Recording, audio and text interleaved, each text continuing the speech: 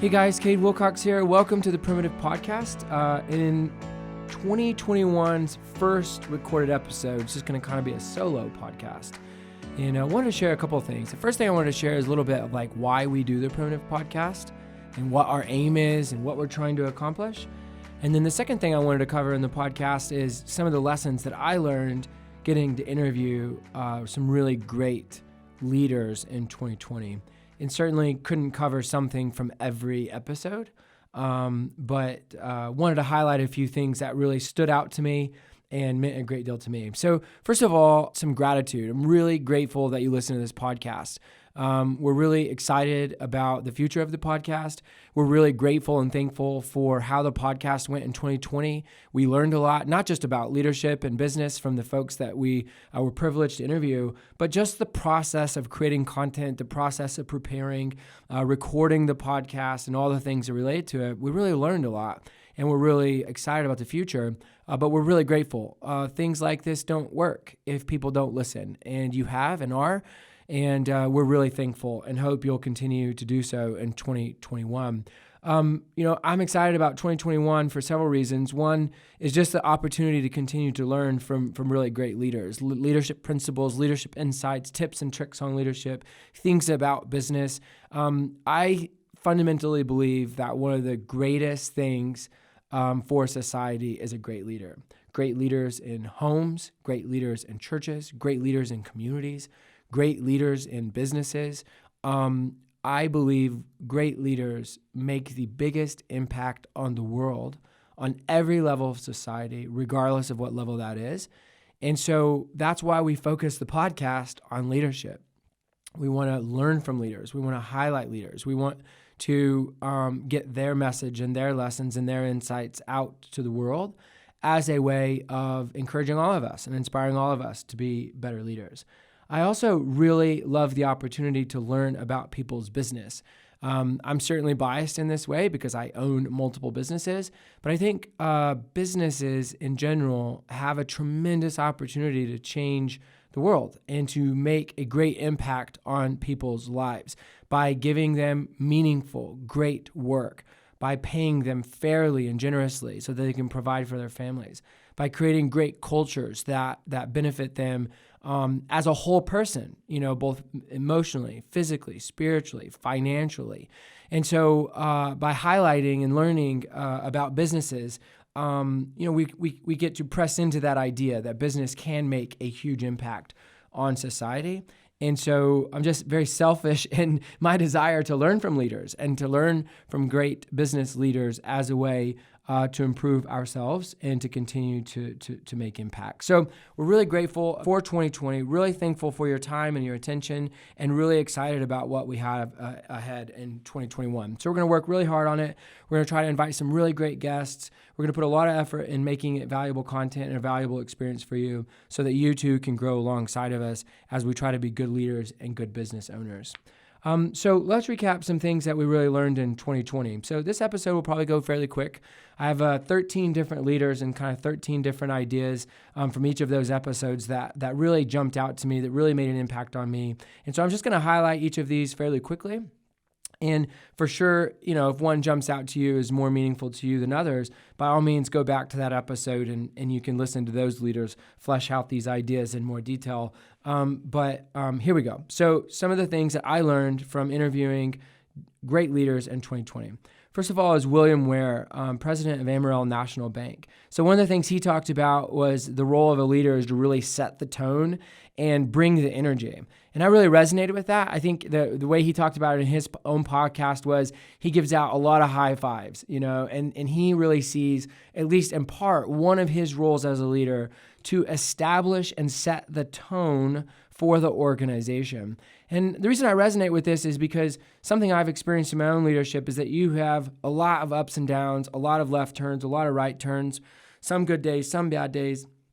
And you cannot allow those things to take you off mission, so to speak, in terms of establishing energy for your team. Your team deserves and needs you to always bring the energy. It doesn't mean you can't be honest about tough times. It doesn't mean you can't have off days.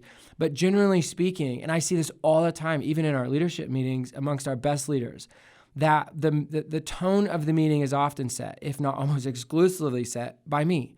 And it is my responsibility as the leader of our organization to bring energy, to set the tone for the organization, and really appreciated William's insight in that regard.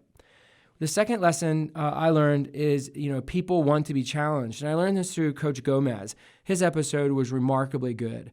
And he made this comment about challenging his players.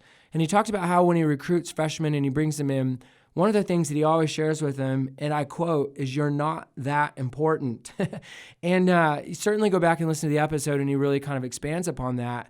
But it was really fascinating to hear him talk about how, players need to understand, that they're not that important. That their parents may think they're the world's best basketball player, that they may have grown up on teams where they were the best player, or whatever the case might be. But in his organization and with their culture, he wants them to understand that they're not that important, that the team is what's important, and that no one is more important than the team. And I appreciated that, even in the context of business, that there's no one in our organization who's more important than the other. We all have unique roles. We have distinct roles. We all bring tremendous purpose to the organization, but no one is more important than the next guy or the next gal. And it's a really critical kind of mindset and philosophy that I think is important to every organization. He made some comments about he wants his players to almost live vicariously through the success of their teammates. And that really stuck out to me. That, he talked about how you can learn a lot from a kid about how they're cheering on their teammates when they're on the bench. And that was a really powerful visualization for me. And one of the things that challenged me to think about is, do I see my success through the lens of what brings me value and how I'm individually and personally successful? Or can I find even enjoyment and purpose in helping other people be successful as a way of being successful and finding fulfillment in my work? In for my own life. And so it was just such a great episode, and some really, I think, interesting ways to see how really deep down we all want to be challenged and disciplined, and he does it in that way for his players. The third guest I want to highlight is, no offense to any of the other guests, but probably my all-time favorite guest I've ever got to spend time with, and that's Drayton McLean. So the one thing that really stuck out to me, and there's a lot, but the one thing I wrote down here that he talked a lot about was guiding principles. And he talked about things like writing down who you are. And he even used this phrase, write down your integrity. And he used words like Christian belief and honesty and integrity and values as it relates to his own integrity. And this really stuck out to me in the sense that he actually wrote it down on a card and he keeps it with him. So in his coat pocket, he all the time has with him a card where he's written down who he is and he has defined what his integrity is in such a way that if he's ever challenged in those ways, he's reminded very quickly, nope, this is who I am, and I'm not going to make any decisions. I'm not going to do anything that compromises who I've said I am and who I've said my integrity is. And it was really powerful. The other thing he talked about related to who you are and your integrity and some of these things was family. Here's a guy who worked really, really, really hard, built significant sized companies, owned a Major League Baseball team for 20 years, and from the very beginning prioritized and set boundaries around how he was going to spend time with his family. And it's something I personally appreciated because it's easy for me and maybe for you too to get wrapped up in all the activity of what you're trying to accomplish, whatever that accomplishment is. And you kind of start to lose focus on things that really are significantly more important than the thing you're trying to accomplish or the activity you're trying to pursue. And so to hear him at 80-something years old reflect back on in his early leadership days, prioritizing who he is, and then not compromising those things was really great. Another thing he shared was these 3 rules, related to kind of risk and and how to approach things in his business. And I share them because they're somewhat related to these guiding principles that he talked about even for his own personal leadership. And there are 3 rules, and I really liked them. I think about them all the time, and perhaps they'll encourage you too. Number 1 is you can never violate a law or your own personal integrity. Quite practical, quite pragmatic, quite obvious, but I loved how that was the number 1 thing, that when he was encouraging his leaders, encouraging his team to take risks, to do big things for the company and for their own lives, you can't violate the law and you can't violate your own integrity. So very, very straightforward, very principled. Number 2, I like this one a lot. Don't bet the company store. He said, if you got $1 million, don't do something that's going to cost you $1 million. Don't do a risk that's going to be a risk of $1 million. Be calculated in your risks. Certainly take risks. Certainly push the envelope, but do it understanding, really what the boundaries should be and the limit should be to that risk. And then I love this one. I love hearing him saying in the podcast, but he said, if it fails, make sure you're still alive, right? So don't take such huge risks that it could be fatal. And as someone who loves taking risks, that was a great reminder for me. So that's Drayton McLean. I'd highly encourage you to check that episode out if you haven't already. The 4th leader I want to feature here is Keith Bryant. Keith Bryant is the superintendent at Lubbock Cooper School District. I really loved spending time with him. And he talked about vision. He talked about vision, as did most of our guests, and vision casting. But the thing that stuck out to me about what Mr. Bryant said about vision casting is the way that he approaches it, which is listening to and understanding your stakeholders.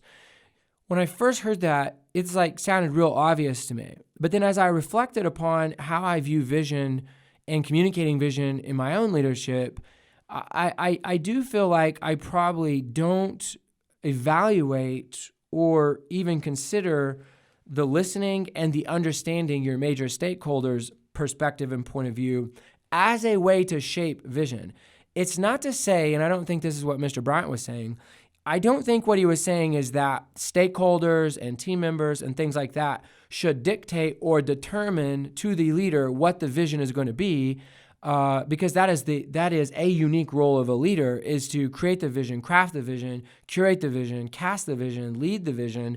But I do fundamentally believe it's critical, and this is, I believe, what Mr. Bryant was saying, is that for a leader to have a really good vision has to come on the heels of, or on the back end of, listening to your team and any of your other major stakeholders. And that was a great challenge to me, and really appreciated the way he mapped that out, and would be fascinated to hear from you on what does that mean for you? Who are your stakeholders? How does what your stakeholders believe and the convictions they have, how does that shape your vision as a leader and for your organization? Rick Beatonbow was another guest that I learned a tremendous amount from. He owns Beatonbow Homes along with his dad, have an amazing company culture, great success story. And the thing that he shared that really jumped out to me and encouraged me was what I just called inviting people to more. And he actually used those exact words in the podcast. But he shared this phrase, inviting people to experience more. And I was really thinking about that line, that challenge in the context of work. If you think about work, if you work, you actually spend more time working in your life than you do anything else. You work more than you sleep. You work more than you spend time with your family. You work more than you travel. You work more than you eat. You work more than you do any of those other very essential things in your life. But as it relates to the quantity of time, you actually spend more time working than anything in your life. And so when you think about that, and then you think about the responsibility and the role you have with people who are under your leadership, and that you're responsible to lead and to care for, this idea of inviting people to experience more in their life and in their work was a really challenging concept to me, and really inspired me, because I think, again, going back to Coach Gomez's podcast and what we learned from him, people want to be challenged. They want, I think, deep down, even though people are going to communicate it and respond to it in varying degrees based on personality and all kinds of other factors, I think ultimately people want to be challenged. They want to be invited to expect more, to be more, to do more, to dream bigger, to think bigger, or whatever the case may be. And I really appreciated the way he put that. The other thing I learned from that episode is when we were talking about the personal growth of a leader, how Rick views his own personal growth and how he works towards personal growth, he talked about collaborative growth and how he really views his own growth in the context of a community, in the context of a group of other leaders, and how it requires a tremendous amount of humility to allow that group to shape where a leader needs to grow and their own personal development. And so again, usually when you think of personal development, you think of it very, very much in an individualistic way. What are you doing to personally develop yourself? And he kind of flipped that, and he talked about his own personal growth in the context of a group and called it collaborative growth, which I thought was really, really powerful and something I really appreciated. Kathy Crockett was another extremely great guest that we had on the podcast in 2020, and something that she shared that really resonated with me, frankly, because I'm terrible at it, is what she called just creating space. That leaders have to create space in their life for growth. And after that episode, I literally remember looking at my calendar on my computer and looking at my calendar and looking at how I spend my time. And my time is always allotted to productivity, right? It's like, how could I move the ball forward in whatever it is the thing I'm moving the ball forward in? And I was challenged because I didn't see a lot of space. I still don't. So I guess I need to listen to her advice more aptly here.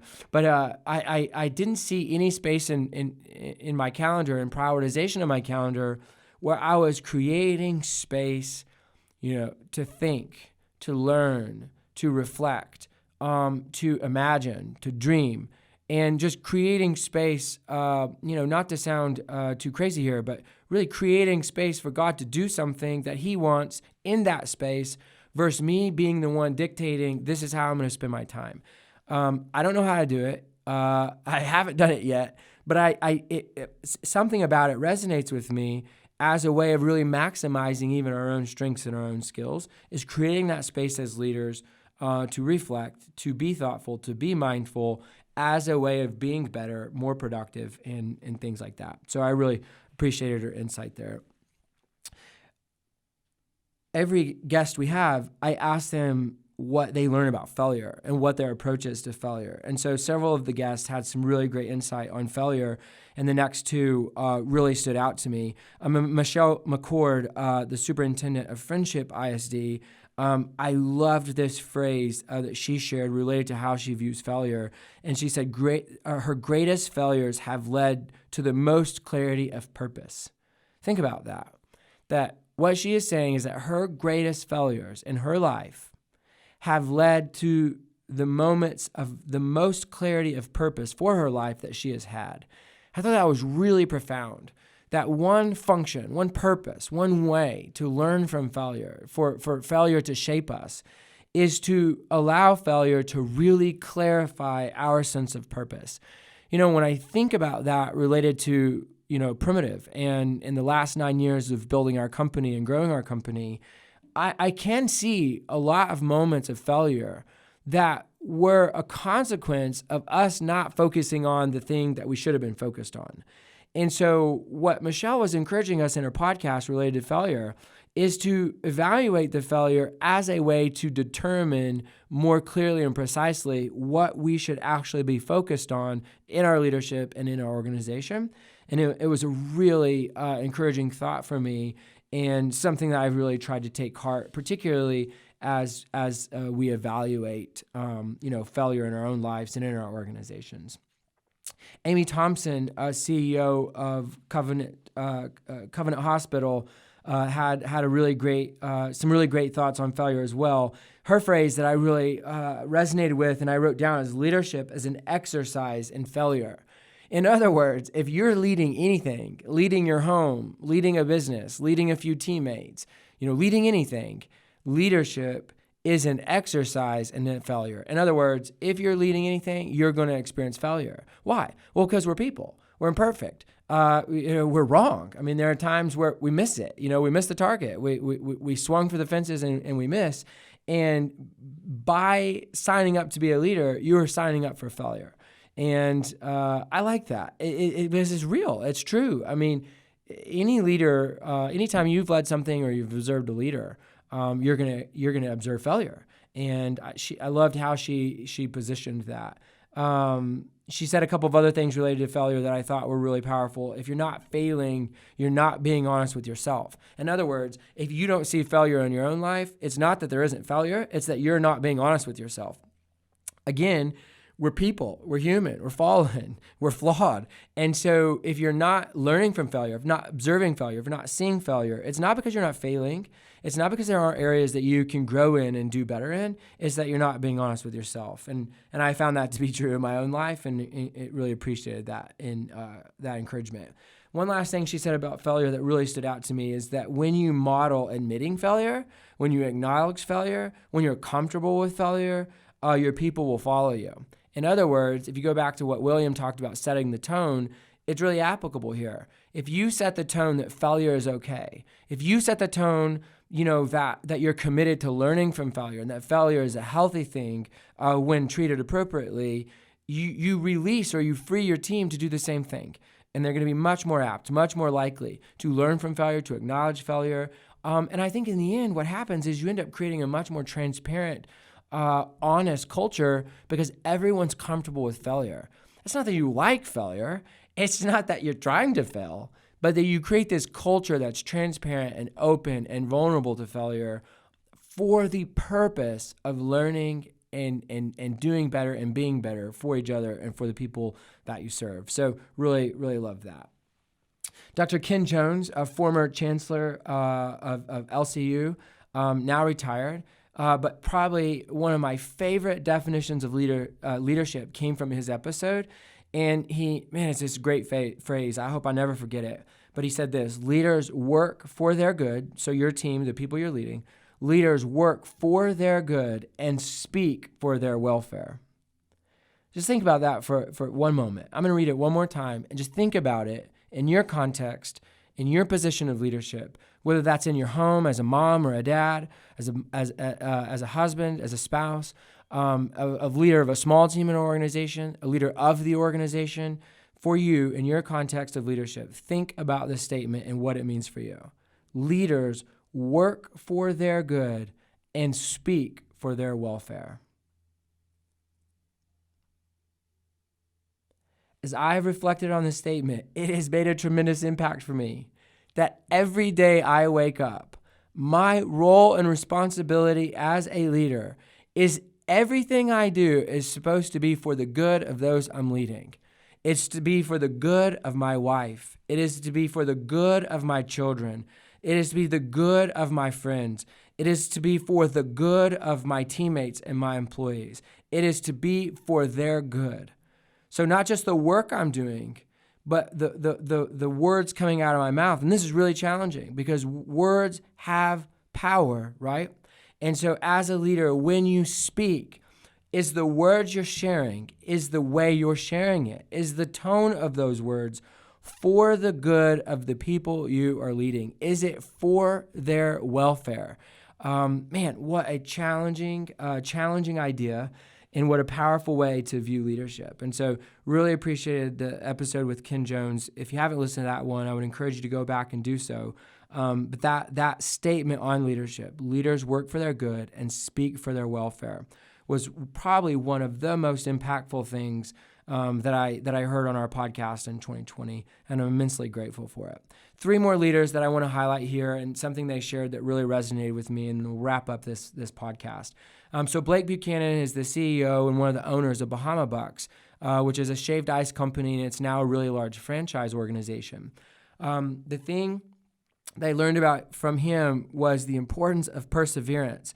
I had no idea the story of their tenacity and grit, that it took them 20 years as a company to get to 20 stores. So now, I believe this is correct, they have over 3,500 locations. Whatever it is, it's in the thousands. I'm pretty sure it's over 3,500. But it took them 20 years to get to 20 stores. 99.9999% of people give up on their dreams and their aspirations and their hope way quicker than 20 years. And so listening to his determination and the tenacity and the grit, And not just theirs, right? Like they certainly, as a family, as a leader, Blake demonstrated it, as a family, his family demonstrated it. But the people that they were building the company with, the other owners, his his extended family, their friends, the number of people who contributed to their success over 20 years as they were tenacious and persevered through all of that journey was really powerful.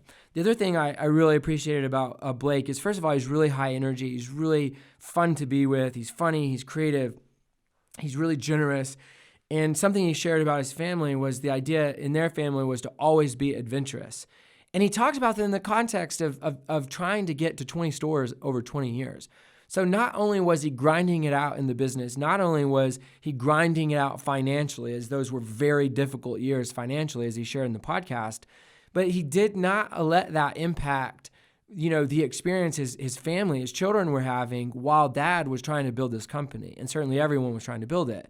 I really admired that again, as leaders, it's really easy, at least it's for me. I don't want to project this on all leaders, but for me, it's really easy to be absorbed in what I think is important, what I'm trying to accomplish, my own aspirations.